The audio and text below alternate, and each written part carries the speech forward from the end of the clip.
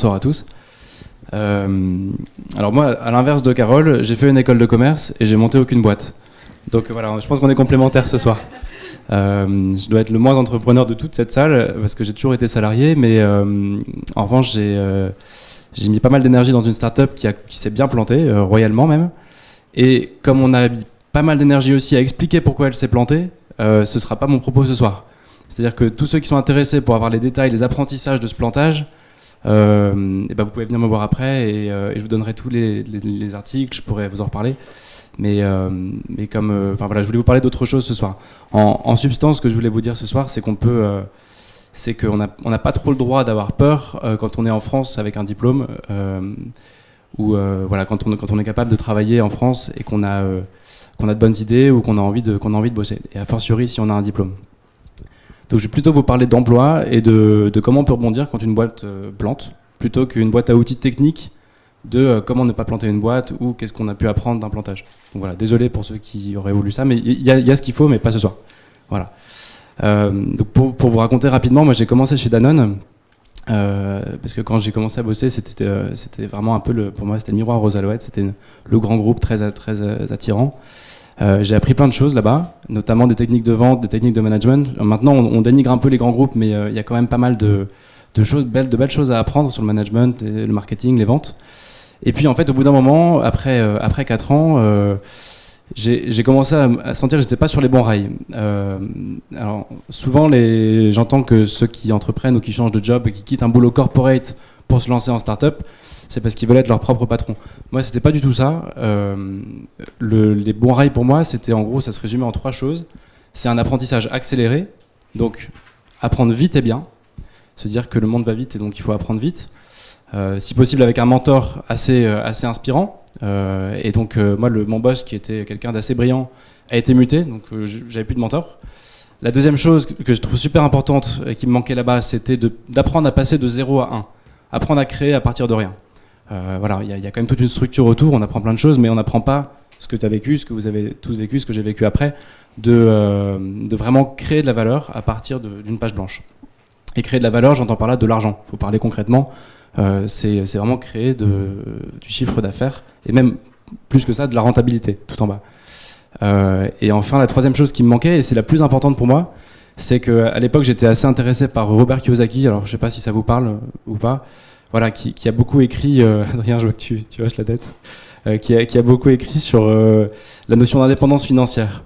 Donc Kiyosaki, c'est un gars aux États-Unis qui s'est rendu compte que le monde avait changé et que grosso modo aujourd'hui, le travail et l'argent sont 2 choses qui sont un peu décorrélées. On peut bosser toute sa vie comme un malade et trimer pour rien gagner, et d'autres personnes peuvent bosser très peu et faire des millions. Et donc il a écrit des bouquins là-dessus. Et pour moi, c'était hyper important de commencer à cultiver cette indépendance financière en regardant la génération des parents qui ont la cinquantaine et qui ont pu perdre un boulot sans rebondir forcément super bien, parce qu'ils n'étaient pas affûtés pour le monde d'aujourd'hui, ils n'étaient pas prêts à créer des boîtes. C'était important aussi pour moi-même. Je m'étais dit, si je reste sur ces rails de Danone, je vais apprendre plein de choses, mais à 40 ans, je serai senior, parce que je pense que tout va en s'accélérant. Puis au bout d'un moment, je saurais rien faire d'autre que ce job-là. Donc voilà, tout ça pour vous dire que j'ai quitté cette belle entreprise. Et que je suis rentré dans un programme qui s'appelle Ignition Programme, qui peut peut-être intéresser des gens ici, qui sert à intégrer des startups post-levée de fonds pour des profils un peu corporate, on va dire. C'est des profils qui ne savent pas chercher en startup, et en parallèle, les startups n'ont pas forcément accès à des profils dans les grosses boîtes. Donc bon, ils font le lien entre les deux. Et donc je suis rentré chez Take It Easy, où mon job, ça a été de monter l'activité à Nantes, et puis après dans la région. Donc, est-ce que vous pouvez juste lever la main, ceux qui connaissent Take It Easy, savoir si j'ai besoin d'aller très loin dans le... Ouais, ok. Bon, donc du coup, vous vous faites tous à peu près une idée de ce qu'on faisait. Donc, comme Deliveroo, comme Foodora, comme Uber Eats aujourd'hui, notre métier, c'était en une phrase, c'était juste donc de livrer à vélo entre resto, particulier, le tout avec une communauté de coursiers. L'expérience que j'ai eue là-bas, donc c'était assez intense, c'était passionnant. On a monté une équipe ici à Nantes. Au bout de 9-10 mois, on avait lancé la ville de Rennes aussi, puisque Nantes était lancée, donc on avait pu lancer une deuxième ville. Et donc on s'est retrouvé avec 120 restos partenaires sur ces 2 villes, une communauté de 250 coursiers qui étaient à fond avec nous, et puis un volume de à peu près 500 commandes par jour. Donc c'est allé super vite. En fait, c'était exponentiel cette croissance. Et donc énormément de choses à apprendre là-bas. Jusqu'à ce qu'un jour, à 22h, mon CEO me passe un coup de fil en disant « Bon, tu réunis toute ton équipe demain à 9h du mat', parce que j'ai un truc pas très fun à vous apprendre. Donc réunion demain, Europe. » Enfin, Techidi, c'était une entreprise belge, donc avec tous les pays concernés.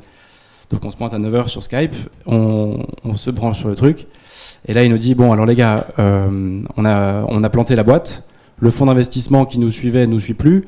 On n'a pas réussi à la revendre non plus. Donc on est en cessation de paiement depuis hier soir. » Donc concrètement, ça veut dire quoi? Ça veut dire qu'on a un trou dans la caisse, donc on ne peut pas payer les coursiers qui vous faisaient confiance et qui travaillent avec nous sur les 3 dernières semaines. On ne peut pas payer les restos sur lesquels on a encaissé de l'argent en amont et auxquels on reverse une commission depuis les 3 dernières semaines.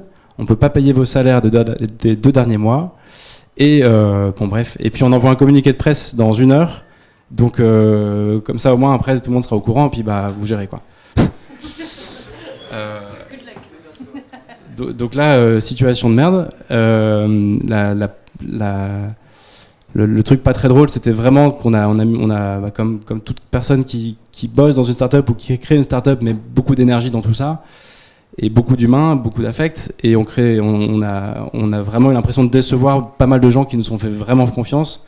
Pour une raison qui nous échappait complètement, parce qu'à l'époque, pour nous, c'était une croissance exponentielle, une rentabilité qu'on voyait à moyen terme, et on n'a pas compris pourquoi du jour au lendemain, le robinet s'est éteint, et pourquoi on nous annonce que notre boîte a coulé, en fait.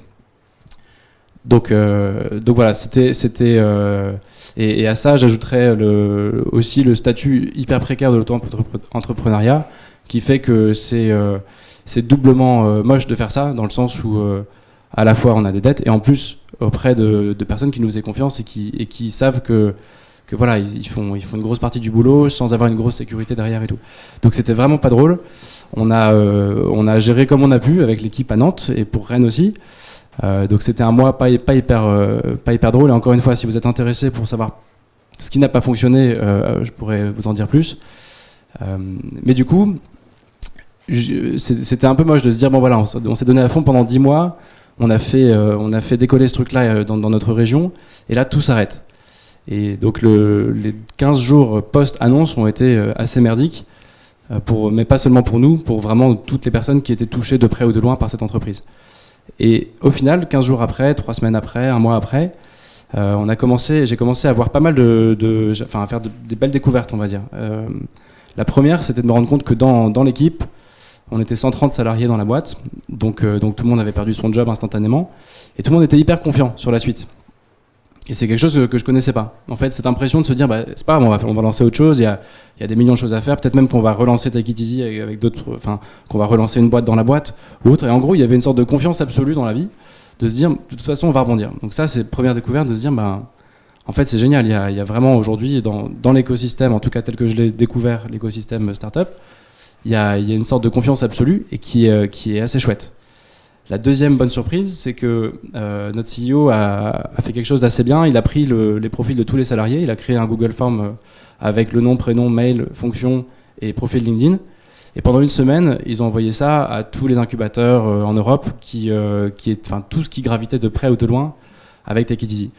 Et donc en fait, ça fait qu'il y a eu pas mal d'opportunités derrière pour tous ceux qui bossaient dans cette boîte.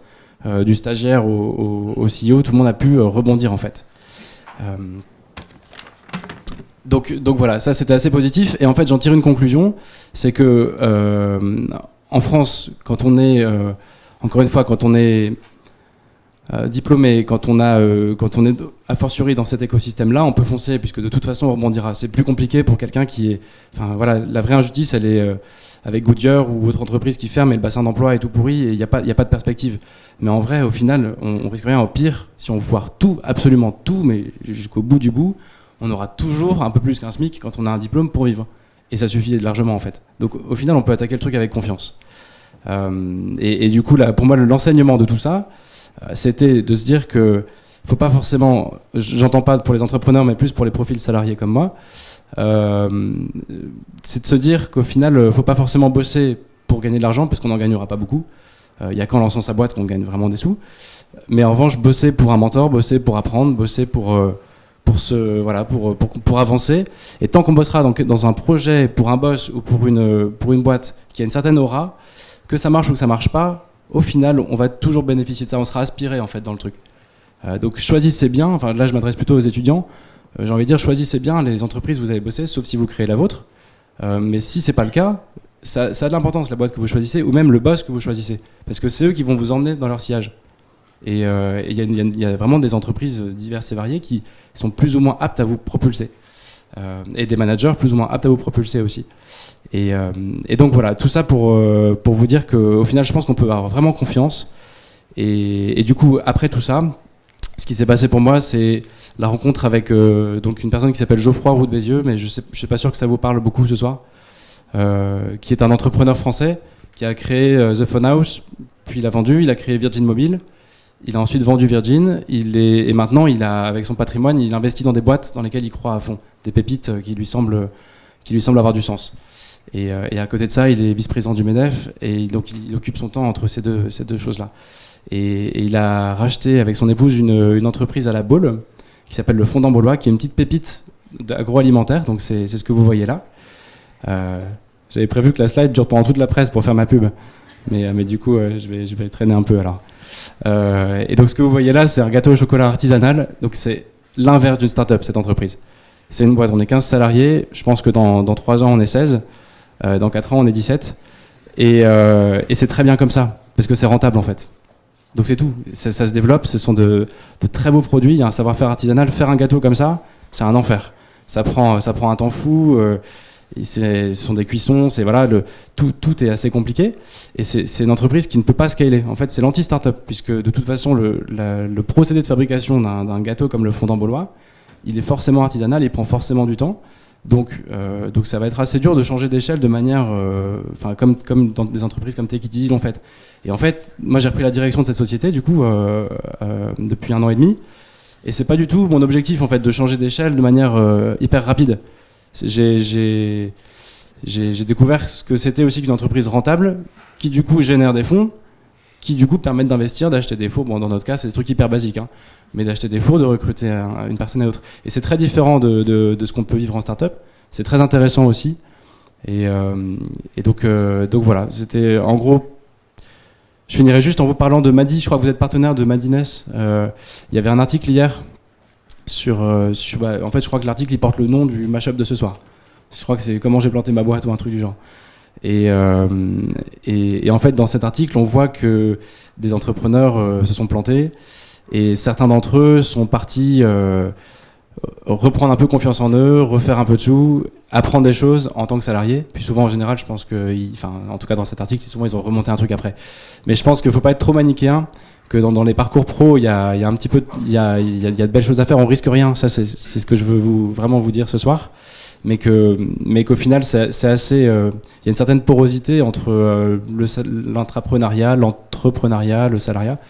Et il y a plein de beaux projets. Donc voilà. En gros, je sais pas si c'était très clair, mais mon message, c'est que même quand on foire tout comme on l'a fait, tout le monde rebondit bien, tout le monde jusqu'au dernier stade des stagiaires, quoi. Et les injustices sont plutôt du côté des personnes qui sont pas du tout diplômées ou qui auront du mal à retrouver un emploi derrière, ou du statut qui mérite vraiment réflexion en France, toute cette question autour du travail en tant qu'auto-entrepreneur, etc. Tout ça, ça mérite vraiment d'être structuré, mais qu'au final, on peut avoir confiance, quoi. Et moi, quand on a appris qu'on avait coulé, ma femme venait reprendre 5 ans d'études, donc non payé, je venais d'avoir un bébé 2 mois avant, et on a appris qu'on avait coulé. Puis en fait, non, on risque rien. On risque rien du tout. Voilà. Merci.